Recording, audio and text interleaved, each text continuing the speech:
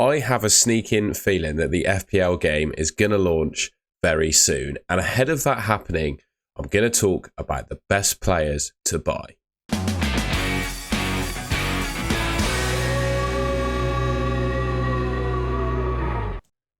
Right, now before we get into the video, I'm just going to caveat things by saying I'm conscious a lot is going to change between now, when the FPL game actually launches, and the start of the season. So who knows? It's the nature of the FPL videos, right? It could go out of date in a couple of days, but I couldn't resist talking about some players that I'd want to pick. So we're going to ignore prices in this video and just talk purely on their performance last season and kind of my prediction of where they're going to be priced and whether they're good options.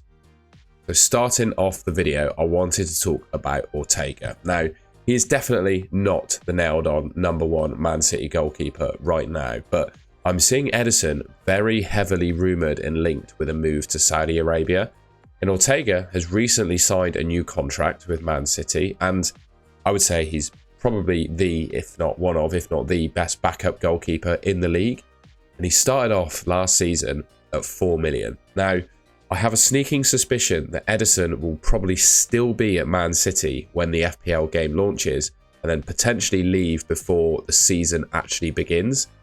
So what that leaves us with is an opportunity to have Ortega at a super duper cheap price, because he'd be priced up as a backup Man City goalkeeper. And he could end up being first choice, right? I don't see, if they sell Ederson, I see them signing another backup keeper. But I think Ortega's going to be the #1 at that point. And yeah, I feel like towards the end of the season, Man City definitely showed their value defensively. Once Pep Guardiola sorted his back four out, Ake, Diaz, Walker, Gvardiol being like mainstays in it, they got a lot better. And I think that's going to roll on into the start of next season and prove to be a good defence. So Ortega, providing of course that Ederson leaves, I think he's going to be a really good option next season. It's hardly a bold statement, right, to suggest that the Arsenal defence are going to be good. They conceded the fewest goals of any team last season with 29 in 38 games, so that's really impressive. Kept 18 clean sheets. I know they're looking to sign the Italian defender whose name escapes me. They've got Timber coming back, who obviously did his ACL at the start of last season.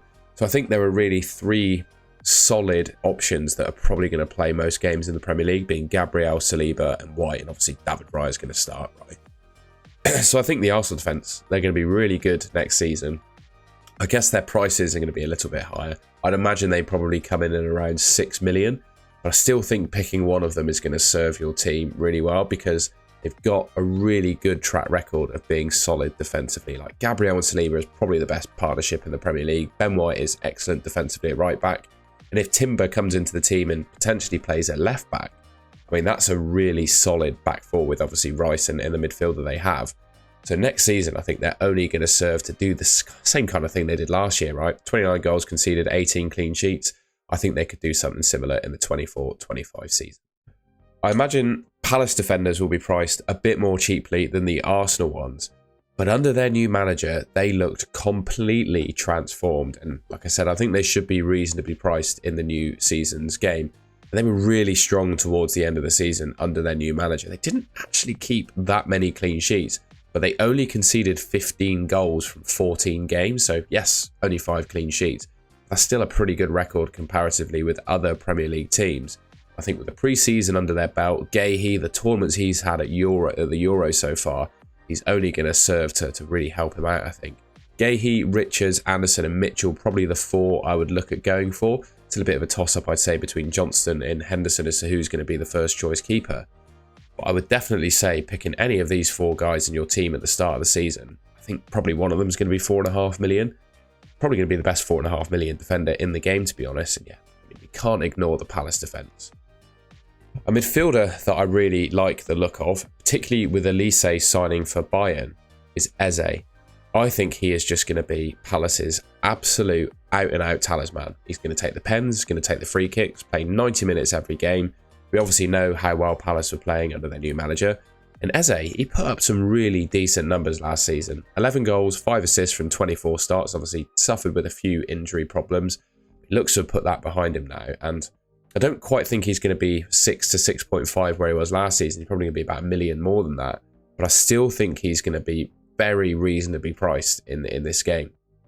0.65 expected returns per 90. Remember that number because I'm going to talk about the best players in the game last season, and he's right up there in terms of underlying numbers with the best players in the league. That's the level that Eze was playing at last season.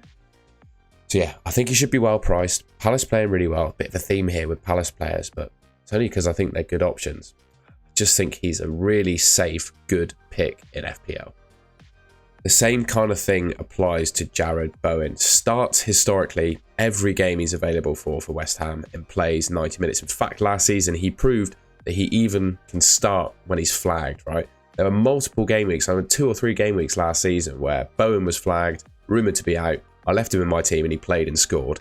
So he is that kind of player. He's got a great record in the Premier League across multiple seasons now. And he is just such a safe, solid, reliable option.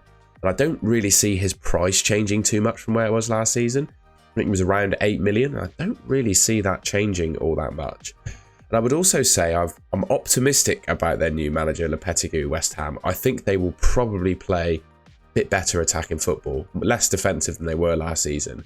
And they could well score more goals, which obviously bodes well for Jared Bowen. He's their main goal scorer.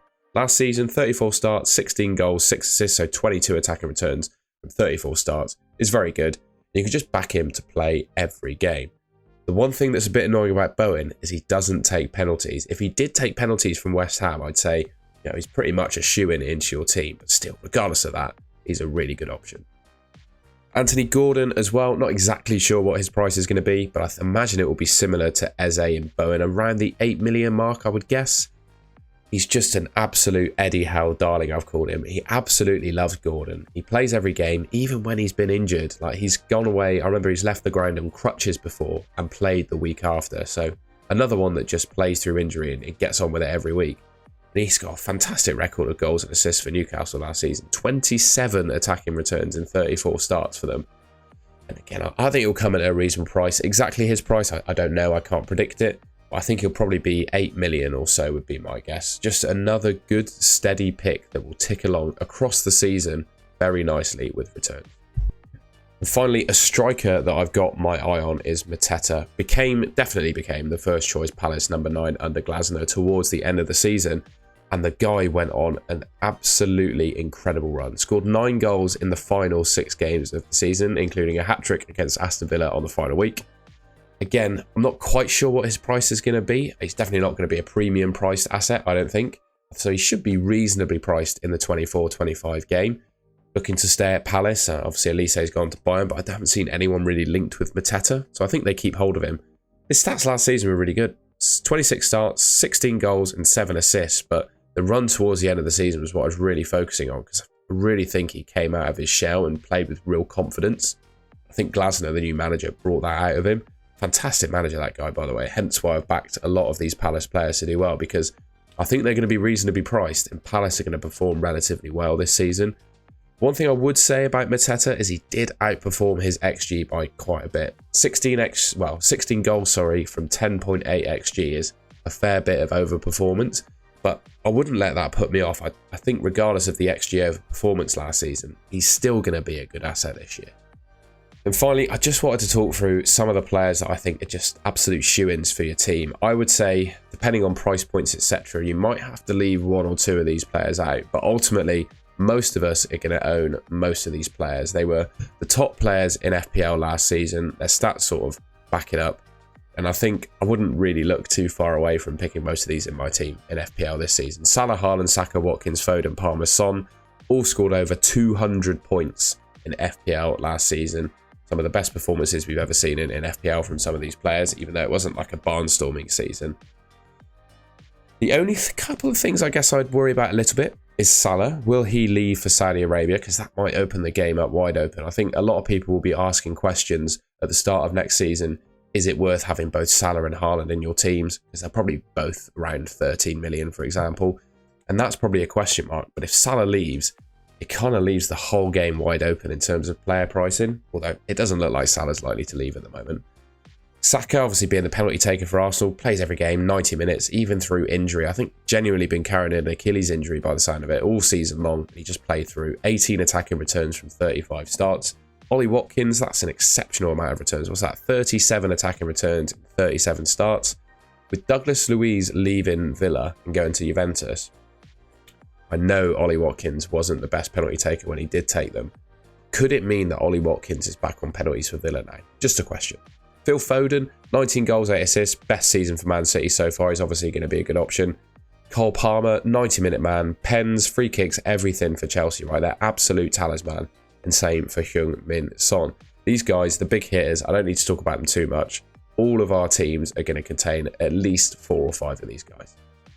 All right, and that's the end of the video. That's probably one of the first FPL videos to be uploaded. The game hasn't even launched yet, and I was talking about players that I wanted to buy. But I think these all kind of make sense, you know, regardless of their prices.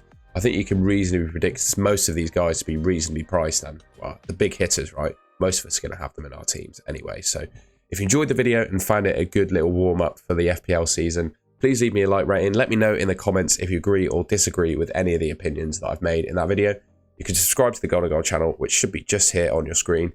I'll have plenty more FPL content coming your way all the way up to the start of the season and beyond. Thank you very much for watching, and I'll catch you in my next video.